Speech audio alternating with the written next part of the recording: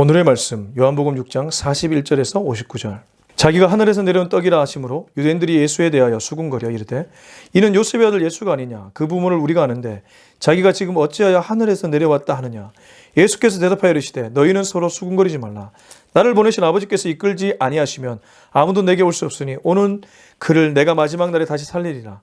선지자의 글에 그들이 다 하나님의 가르치심을 받으리라 기록되었은즉 아버지께 듣고 배운 사람마다 내게로 오느니라. 이는 아버지를 본 자가 있다는 것이 아니니라. 오직 하나님에게서 온 자만 아버지를 보았느니라. 진실로 진실로 너희에게 이르노니 믿는 자는 영생을 가졌나니 내가 곧 생명의 떡이니라. 너희 조상들은 광야에서 만나를 먹어도 죽었거니와 이는 하늘에서 내려오는 떡이니 사람으로 하여금 먹고 죽지 아니하게 하는 것이니라. 나는 하늘에서 내려온 살아있는 떡이니 사람이 이 떡을 먹으면 영생하리라. 내가 줄 떡은 곧 세상의 생명을 위한 내 살이니라 하시니라. 그러므로 유대인들이 서로 다투어 이르되 이 사람이 어찌 능히 자기 살을 우리에게 주어 먹게 하겠느냐. 예수께서 이르시되 내가 진실로 진실로 너희에게 이르노니 인자의 살을 먹지 아니하고 인자의 피를 마시지 아니하면 너희 속에 생명이 없느니라. 내 살을 먹고 내 피를 마시는 자는 영생을 가졌고 마지막 날에 내가 그를 다시 살리리니 내 살은 참된 양식이요 내 피는 참된 음료로다. 내 살을 먹고 내 피를 마시는 자는 내 안에 거하고 나도 그의 안에 거하나니 살아계신 아버지께서 나를 보내심에 내가 아버지로 말미암아 사는 것 같이 나를 먹는 그 사람도 나로 말미암아 살리라. 이것은 하늘에서 내려온 떡이니 조상들이 먹고도 죽은 그것과 같지 아니하여 이 떡을 먹는 자는 영원히 살리라. 이 말씀을 예수께서 가버나움 해당에서 가르치실 때에 하셨느니라. 아멘. 네, 오늘은 요한복음 6장 41절부터 59절까지의 말씀입니다. 이른바 유대인들과 두 번째 라운드 2가 일어나고 있습니다. 예수님은 앞서 요한복음 5장에서 베데스다 목가에 있던 38년 된 병자를 치유하셨습니다.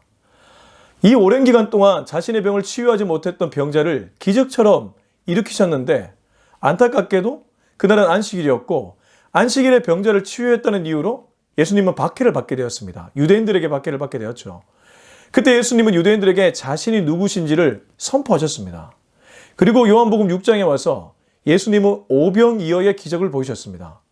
오병이어의 기적을 함께 경험했던 여러 무리들이 있었습니다. 예수님은 무리들이 또 제자들이 그 기적에 취해 있을 때 홀로 산에 기도하러 가셨습니다. 그리고 우여곡절 끝에 배에 풍랑이 일어나고 제자들이 물 위로 걸어오시는 예수님을 보고 놀랐다가 육지에 도착했습니다.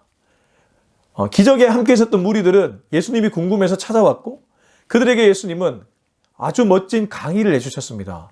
그 강의의 핵심은 예수님께서 친히 생명의 떡이 되셨다는 것입니다. 유대인들은 아마도 그 근방에 있었던 것 같습니다. 그리고 그들도 그 얘기를 들었던 것 같습니다. 그래서 오늘 41절에서 그들은 이렇게 얘기합니다. 자기가 하늘에서 내려온 떡이라 하심으로 유대인들이 예수에 대하여 수군거려.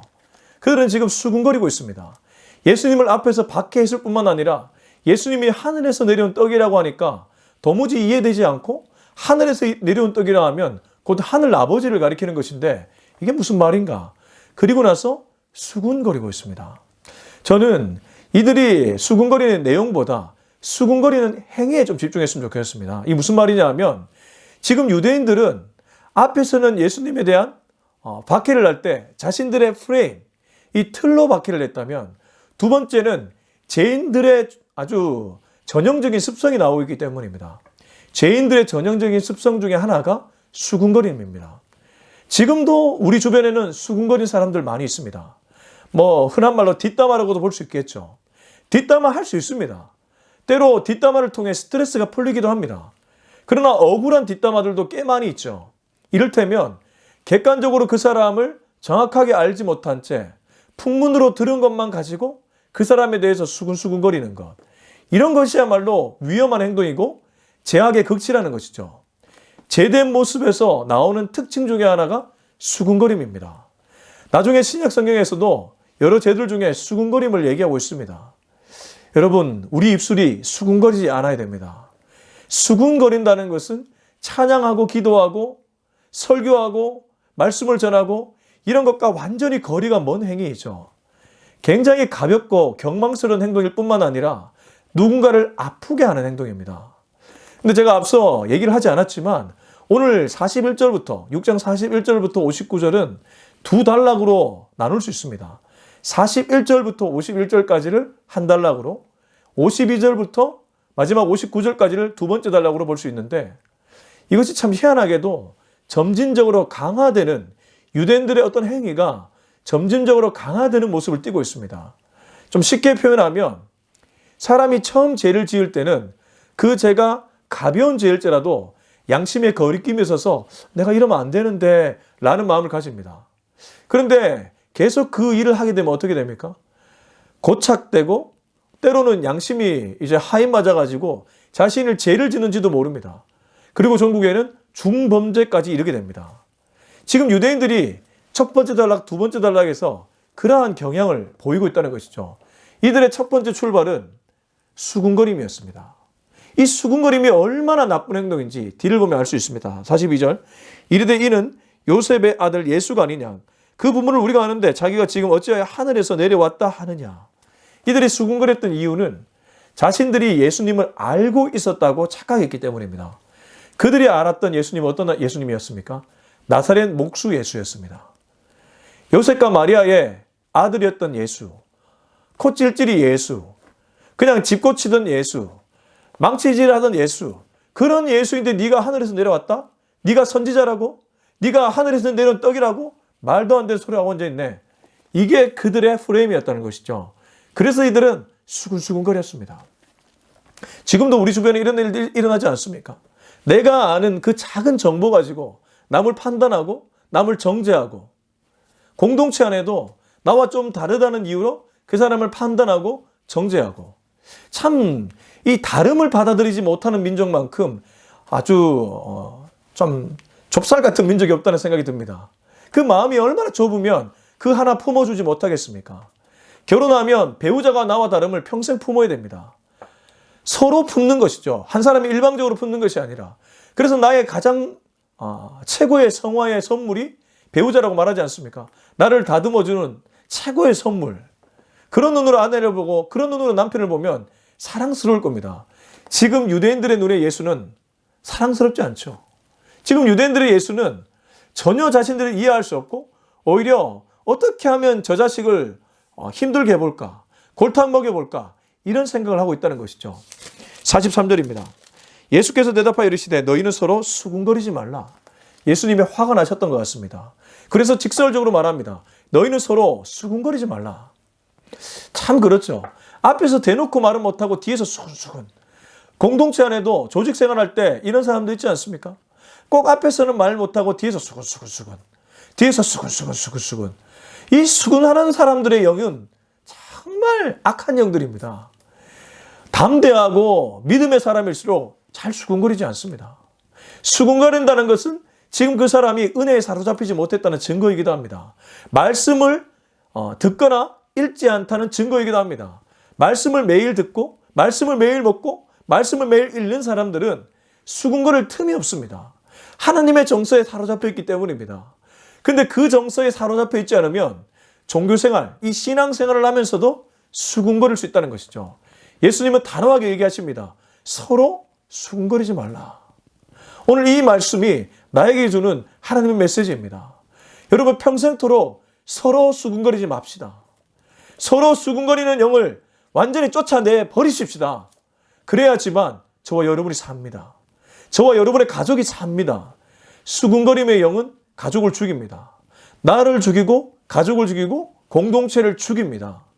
그러나 수군거리지 않고 그 사람을 격려하고 그 사람을 세워주면 그도 살고 나도 삽니다. 44절입니다. 나를 보내신 아버지께서 이끌지 아니하시면 아무도 내게 올 수 없으니 오는 그를 내가 마지막 날에 다시 살리리라. 보십시오. 예수님은 마지막 날에 다시 살린다고 얘기합니다. 하나님께서 내게로 보내지 않으면 내게 올 자가 없는데 중요한 건 그렇게 오는 자를 나는 마지막 날에 살린다. 앞서 하나님께서는 당신의 아들 예수께 심판의 권한을 주셨습니다. 예수님은 재림할 때 심판주로 이 땅에 오시기도 합니다. 근데 그때 자신에게 오는 모든 사람들을 한 영혼도 빠짐없이 살려주신다고 얘기합니다.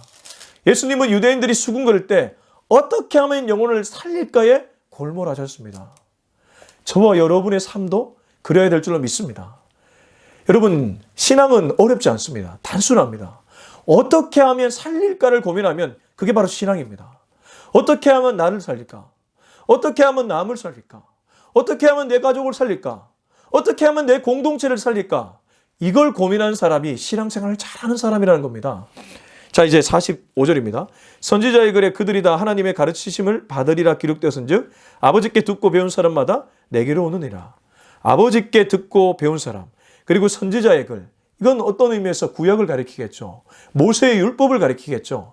선지자의 글은 이사야, 예레미야 전부 다 구약이지 않겠습니까? 하나님 아버지께 배운 사람도 구약이지 않겠습니까? 아브라함이든 이삭이든 야곱이든 전부 다 구약의 인물 아니겠습니까? 그들은 다 기록된 아버지께 듣고 배운 사람은 다 예수님께로 온다고 얘기합니다. 다르게 말하면 구약이 가리키는, 구약이 얘기하는, 구약이 지시하는 그 인물이 바로 예수님이라는 겁니다. 그래서 유대인들은 자신들이 지금 가까이 가야 되고 배워야 되고 들어야 될 사람을 못 알아보고 그를 향해 수군거리고 있습니다. 46절, 이는 아버지를 본 자가 있다는 것이 아니니라 오직 하나님에게서 온 자만 아버지를 보았느니라. 아버지를 본 자가 있다는 뜻이 아니라 아버지를 본 자는 오직 하나님으로부터 보냄받은 자, 하나님에게서 온 자, 그 자만이 아버지를 보았다. 아버지의 모습을 정확하게 안다는 것이죠. 하나님을 정확하게 이해하고 정확하게 안다는 것입니다. 여러분, 유대인들은 구약의 율법에 정통했습니다. 그러나 그들은 어렴풋이 알았습니다. 율법을 안다고 하더라도 인간의 눈으로 보았기에 어렴풋이 알았습니다. 근데 예수님 어떻습니까? 아버지가 보내셨습니다. 성부께서 보내셨기 때문에 성부와 성자와 성령은 삼위일체지 않겠습니까? 정확하게 하나님을 아시는 분이 눈앞에 있는데도 그 하나님을 부인하고 있으니 이것이야말로 진짜 아이러니죠. 47절, 진실로 진실로 너희에게 이르노니 믿는 자는 영생을 가졌나니. 다시 한번 예수님이 강조합니다. 진실로 진실로 너희에게 이르노니 믿는 자는 영생을 소유했다. 영생을 소유했다고 얘기합니다. 근데 그 영생 앞에 뭐가 있습니까? 믿음이 있습니다. 믿음이 영생으로 이어지는 유일한 통로라는 것입니다. 눈앞에 있는 예수님을 믿으면 너희 모두도 영생을 얻을 수 있다. 생명을 얻을 수 있다. 수군거림의 영에서 떠날 수 있다. 가계의 저주에서 벗어날 수 있다. 너희들의 모든 재앙에서 벗어날 수 있다. 그렇게 예수님이 선포하고 있는 것입니다. 48절, 내가 곧 생명의 떡이니라. 너무 멋진 말입니다. I am. 나는 생명의 빵, 생명의 떡이라. 그들은 하늘에서 내려온 떡이 어떻게 나사렛 목수인 예수가 될 수 있냐고 수군거렸지만 예수님은 담대하게 내가 생명의 떡이라고 다시 한번 선포하고 있습니다. 우리 사실 공동체 안에서 나를 싫어하고 시기하고 질투하는 사람들에게 가서 직설적으로 내가 그랬다 이렇게 말하기 참 어렵습니다. 에이, 예수님이라서 그랬겠지. 아니죠. 정말 당당하고 솔직하다면 얘기할 수 있습니다. 그리고 그렇게 얘기할 때 성령께서 힘을 주십니다. 물론 처세를 잘하려면 때로 지혜롭게 접근해야 될 필요가 있겠지만 지금 예수님의 방식은 굉장히 솔직하고 진솔하며 거침없고 당당합니다. 물론 마지막 가면 이 거침없고 당당함 때문에 십자가에 달립니다. 근데 십자가에 달려서 죽음으로써 누구를 살립니까? 인류를 살려버립니다. 유대인들을 살립니다. 자신을 박해했던 그 무리들까지 예수님을 살린다는 것이죠. 이게 예수님입니다. 자, 49절, 너희 조상들은 광야에서 만나를 먹어도 죽었거니와. 이 만나의 일시성을 얘기하고 있죠. 만나는 하루면 끝났습니다. 매일 만나가 내려야지만 그들은 먹을 수 있었습니다. 그런데 예수님이 얘기하는 것, 너희 조상들, 너희 구약, 너희 율법, 유대인들이 그렇게 얘기하는 그 구약에서 말하는 너희 믿음의 조상들도 광야에서 만나를 먹었지만 결국 어떻게 됐냐? 죽었다. 그 만나를 먹은 그들도 죽을 수밖에 없는 유한한 인간이라는 것이죠. 유대인 너희들도 그들을 그렇게 좋아하고 따르지만 유한한 인간이라는 것이죠. 예수님은 계속해서 교육하고 있습니다. 눈을 뜨라고 얘기하고 있습니다. 길을 열라고 얘기하고 있습니다. 마음을 열라고 얘기하고 있습니다. 저도 이렇게 메시지를 전하는 것은 저도 눈뜨기를 원하고 저도 마음 열기를 원하고 저도 귀가 열리기를 원하고 저도 모든 것이 다 열려지기를 원하는 마음에서 이 메시지를 전하고 여러분들도 그렇게 되었으면 하는 바람 때문입니다. 50절, 이는 하늘에서 내려온 떡이니 사람으로 하여금 먹고 죽지 아니하게 하는 것이니라. 사람으로 하여금 먹고 죽지 아니하는 것이다. 51절 나는 하늘에서 내려온 살아있는 떡이니 사람이 이 떡을 먹으면 영생하리라. 내가 줄 떡은 곧 세상의 생명을 위한 내 살이니라 하시니라. 자, 예수님이 드디어 시크릿을 푸셨습니다. 이 생명의 떡의 비밀을 예수님의 입술에서 직접 풀어주셨습니다. 뭐라고 얘기합니까? 나는 하늘에서 내려온 살아있는 떡이라고 얘기합니다. 다르게 말하면 구약에서 내렸던 그 만나는 하루만 살아있지 다음날 가면 죽는 떡이었습니다. 일시적이었습니다. 단회적이었습니다. 그래서 계속해서 먹어야 했습니다. 근데 예수님이 지금 말하는 하늘에서 내려온 친히 생명의 떡 대신 예수님은 뭐라고 얘기합니까? 그 떡은 영원한 떡이라고 얘기합니다. 영원히 살아있는 떡이라고 얘기합니다. 그래서 예수님의 시크릿을 풀기를 그 떡을 먹으라고 얘기합니다. 내 살을 먹으라고 얘기합니다. 이것이 참 신비롭죠. 왜 신비롭습니까? 먹는다고 하면 이건 일단은 우리가 음식을 생각하지 않습니까? 그래서 우리가 성만찬할 때도 그 예수님과 살과 피를 기념할 때 빵이나 이런 것들을 먹잖아요. 이 먹는다는 것은 어떤 의미에서 어떻게 이걸 예수님의 살을 먹을 수 있지? 이러한 의문이 들기 때문입니다. 그래서 당시 이 문화, 당시 유대 사회, 당시 예수님이 십자가에 달리시고 부활하신 후에 또 하늘로 가신 후에 초대교회에서는 기독교인들을 향하여 식인종이라고 얘기하는 사람들이 있었습니다. 왜냐하면 그들이 성만찬을 기념하는데 살과 피를 먹는다는 얘기를 종종 했기 때문입니다. 주변에서 가까이 있다가 그 얘기를 들은 사람들은 저 사람들이 사람의 살과 피를 먹는데 저 식인종 아니야? 이런 얘기들이 있었다는 것이죠. 자, 52절입니다. 52절부터 두 번째 단락이 시작됩니다. 유대인들이 이렇게 예수님의 직접적인 강의를 들었음에도 불구하고 이들은 여전히 변화되지 않고 오히려 죄된 본성으로 더욱 고착화되어 갑니다. 52절 그러므로 유대인들이 서로 다투어 이르되 이 사람이 어찌 능히 자기 살을 우리에게 주어 먹게 하겠느냐. 이제는 수군거림의 영이 아니라 다투는 영으로 이어졌습니다. 그렇습니다. 수군거리면 또 다툼으로 이어집니다. 수군거리는 무리들과 수군거림을 받았던 사람이 다툴 수도 있고 수군거리는 자기들끼리 다툴 수도 있습니다. 지금 52절은 유대인들이 서로 다투었다고 얘기합니다. 그러므로 유대인들이 서로 다투어 이르되 이 사람이 어찌 능히 자기 살을 우리에게 주어 먹게 하겠느냐. 아마 누군가는 야, 저 말 이해된다 나는. 어떤 사람은 야, 그게 좀 말이 되는 소리냐? 어떻게 살을 우리에게 주어 먹게 하냐? 서로 싸우기 시작했다는 것이죠. 눈 감고 살아가는 영적 맹인들은 싸우는 사람들입니다. 지금 예수님이 이렇게 직접적으로 얘기를 다 했음에도 불구하고 영안이 뜨이지 않으니까 이들은 이 말을 도대체 이해할 수 없는 것이죠. 이게 무슨 말인가? 저 말을 도대체 어떻게 이해되는가? 53절 예수께서 이르시되 내가 진실로 너희에게 이르노니 인자의 살을 먹지 아니하고 인자의 피를 마시지 아니하면 너희 속에 생명이 없느니라. 우리가 성만찬할 때 많이 인용하는 구절입니다. 내가 진실로 강조하는 포인트죠. 너희에게 이르노니 인자의 살을 먹지 아니하고 인자의 피를 마시지 아니하면 너희 속에 생명이 없느니라. 그래서 우리가 성찬을 하면서 다시 한번 예수님의 생명이 우리 안에 있음을 확인하게 됩니다. 성찬은 예수님과의 연합입니다. 예수님의 살과 예수님의 피를 기념하기도 하지만 그 살과 피로 우리가 다시 살아나게 되었다는 것을 기억하고 그의 삶에 연합하는 행위라는 것입니다. 이게 굉장히 중요하죠. 54절 내 살을 먹고 내 피를 마신 자는 영생을 가졌고 마지막 날에 내가 그를 다시 살리리니. 55절 내 살은 참된 양식이요 내 피는 참된 음료로다. 여기 참되다는 것은 거짓이 하나도 없는 진리 그 자체를 얘기합니다. 예수님의 살은 진리의 양식이요 예수님의 피는 진리의 음료라고 얘기합니다. 우리는 진리를 먹고 진리를 기념하고 진리에 동참하는 것입니다. 예수님의 살을 먹고 예수님의 피를 마시는 것은 유일한 진리 대신 예수님 자체를 우리가 함께 먹고 함께 죽고 함께 살아난다는 것을 의미합니다. 그래서 1년 중에 이 성찬을 그래도 몇 번은 하는 것이 유익합니다. 성찬을 함으로써 우리가 다시 한번 예수님이 날 위해 뭘 하셨는지를 기억할 수 있기 때문입니다. 그리고 내가 누구인지를 또 되새길 수 있기 때문입니다. 자신의 정체성을 분명히 할 수 있다는 것이죠. 56절 내 살을 먹고 내 피를 마신 자는 내 안에 거하고 나도 그의 안에 거하나니. 이게 가장 중요한 구절입니다. 내 살을 먹고 내 피를 마시는 자는 내 안에 거하고 나도 그의 안에 거하노니. 연합이죠. 예수님이 내 안에 계시고 내가 예수님 안에 있다는 건 둘이 연합되었다는 것입니다.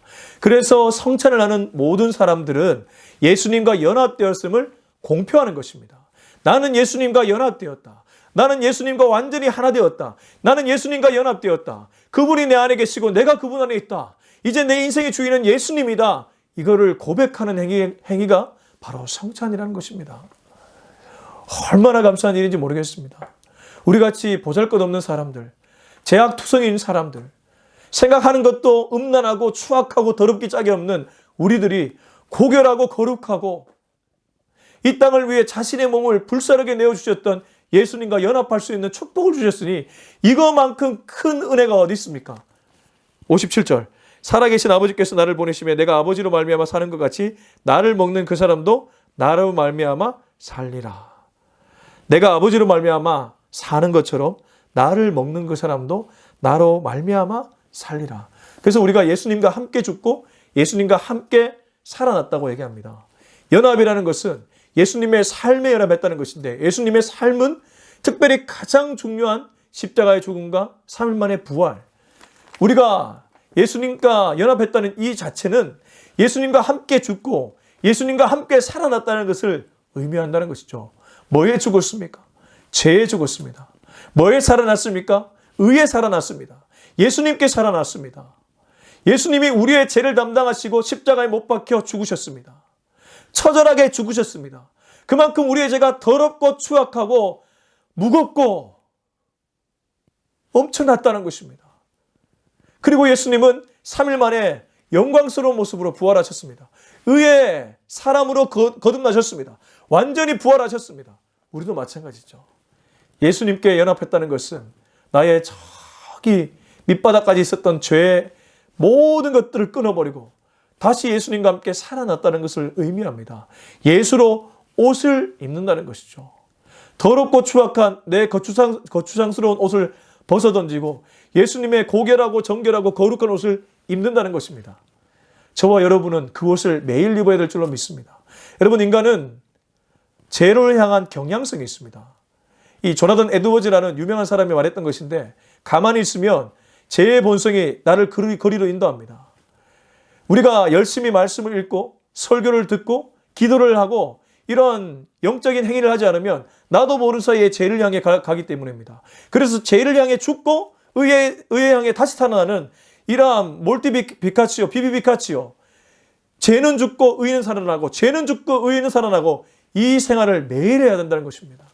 지금 예수님이 내 살을 먹고 내 피를 마시라고 하는 것은 너희들 매일 내 살을 먹고 내 피를 마시라는 것과 같습니다. 58절 이것은 하늘에서 내려온 떡이니 조상들이 먹고도 죽은 그것과 같지 아니하여 이 떡을 먹는 자는 영원히 살리라. 59절 이 말씀은 예수께서 가버나움 회당에서 가르치실 때에 하셨느니라.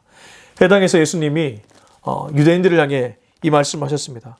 하늘에서 내려온 떡이다. 생명의 떡이다. 조상들은 먹고도 죽은 것과 같지 않고 이 떡을 먹는 자는 영원히 살게 될 것이다. 예수님은 이처럼 거듭거듭 유대인을 향해서 좋은 메시지를 던지셨습니다. 그런데도 유대인들은 눈이 감기고 귀가 감기고 모든 것이 닫혀 있었기 때문에 이해할 수 없었습니다. 그래서 수군거리고 다투고 나중에는 예수님을 죽여버리죠. 이게 무엇입니까? 죄가 이만큼 강력하다는 것입니다. 우리가 복 있는 사람은 악인들의 길을 따르지 아니하고 죄인의 길에 서지 아니하며 오만한 자리에 앉지 아니한다고 얘기합니다. 근데 이게 가만히 보면 점점 더 굳어집니다. 복 있는 사람 악인의 꾀를 따르지 아니하고 죄인의 길에 서지 아니하고 처음에는 머릿속으로 꾀만 생각하다가 나중 되게는 그 길로 가다가 자리에 앉아버립니다. 점점 고착되지 않습니까? 경직되지 않습니까? 굳어지지 않습니까? 양심에 화이 맞지 않습니까? 지금 유대인들 어떻습니까? 눈앞에 예수님을 보고도 점점점 굳어져가고 점점점 고착화돼가고 점점점 그 프레임에 자신들의 생각을 그 프레임에 가두고 있습니다. 예수님은 그것을 깨려고 몇 번을 시도하고 계시지만 눈앞에 하나님의 아들 되시고 하나님 당신이 되시는 예수님을 보고도 그들은 그렇게 하지 못했다는 것이죠. 그래서 신앙생활 잘하는 비결은 오랫동안 하는 연수가 중요한 것이 아니라 영이 맑아지고 영이 부드러워지는 것입니다. 말랑말랑한 영이 되는 것입니다. 왜 어린아이와 같은 신앙인이 되어라 이런 말이 있지 않습니까? 어린아이가 어떻습니까? 어린아이는 딱딱하지 않습니다. 연한 순과 같습니다. 그 마음은 물론 물러서 작은 거에도 상처받을 수 있지만 그러나 그 영혼의 그 상태는 가장 순수하다는 것이죠. 우리가 신앙생활 잘한다는 것은 사실은 이렇게 살아가는 것을 의미합니다. 평생토록 굳어지고 딱딱하고 고착되는 사람이 아니라 여유 있고 품어주고 사랑하고 격려하고 축복하고 어떤 말씀이 들려오더라도 아멘으로 화답하고 분석하고 따지고 비판하고 수군거리고 다투는 것이 아니라 하나님의 은혜로 살아가는 사람, 하나님의 말씀으로 살아가는 사람, 생명의 떡 되시고 하늘에서 내려온 이 떡을 먹고 살아가는 사람, 그 피를 마시고 살아가는 사람, 바로 그 사람이 어린아이와 같은 그런 신앙인이라는 것이죠. 이런 어린아이와 같은 신앙인으로 평생도록 살아갈 수 있는 저와 여러분이 될 수 있길 주님의 이름으로 축복합니다. 우리 기도하겠습니다. 이 시간에 기도할 때 이 말씀을 가슴에 새기겠습니다. 이 말씀을 떠올리며 우리 주님 앞에 한번 기도했으면 좋겠습니다. 주님은 유대인들에게 메시지를 던졌지만 실은 우리에게 던지는 메시지입니다. 우리들이 유대인들처럼 수군거릴 수 있기 때문이고 다툴 수 있기 때문이고 점점 죄를 향해 달려갈 수 있기 때문입니다. 주님 나를 깨워주셔서 감사합니다. 주님의 살을 매일 먹겠습니다. 강야의 만나 정도가 아니라 영원한 만나 되시고 영혼의 만나 되시고 살아있는 생명의 떡 되시는 예수님을 매일 먹겠습니다. 그리고 매일 예수님의 피를 마시겠습니다. 그래서 죄는 죽고 의로 살아나는 인생이 되게 하여 주시옵소서. 연한 순과 같은 사람, 신앙의 순수한 사람, 어린아이 같은 신앙인이 되는 저와 여러분이 될 수 있게 해달라고 우리 다 같이 한번 기도하겠습니다. 아버지 하나님 감사합니다. 오늘도 이 말씀을 통해서 바로 내가 살아납니다. 하나님께서는 마지막 날에 이 땅에 오셔서 나에게 오는 모든 영혼들을 살려줄 것이라고 약속하셨는데 내가 그 안에 들어갈 수 있기를 원합니다. 하나님께 매일 가까이 가는 자 되게 하시고 하나님의 살을 먹고 하나님의 피를 마시는 자가 되게 하여 주시옵소서. 식인종이 아닙니다. 이것은 정말 주님의 뜻을 따라가는 삶인 줄로 믿습니다. 주님이 뭘 하셨고 무엇을 원하셨고 무엇에 고민하고 계셨고 무엇을 향해 걸어가셨는지를 함께 고민하며 나도 그 길을 따라가게 하여 주시옵소서. 어린아이와 같은 연한 순과 같은 신앙인이 될 수 있기를 원합니다. 부드러운 마음이 되게 하여 주시옵소서. 딱딱하고 굳은 고착화되고 경직된 그런 마음에서 떠나가게 하시고 순수한 마음, 열린 마음, 받아주는 마음, 포용하는 마음, 격려하는 마음, 은혜로운 마음, 자비로운 긍휼한 마음이 되게 하여 주시옵소서. 이제는 우리 주 예수 그리스도의 은혜와 하나님의 사랑과 성령의 위로하심, 교통하심, 충만하심의 역사가 오늘 요한복음 6장 41절로 59절의 말씀을 나에게 주는 영적 메시지를 듣고 어린아이와 같은 신앙인으로 거듭나기를 다짐하는 우리들 모두의 머리 위에 지금부터 영원토록 함께하기를 간절히 축원하옵나이다. 아멘.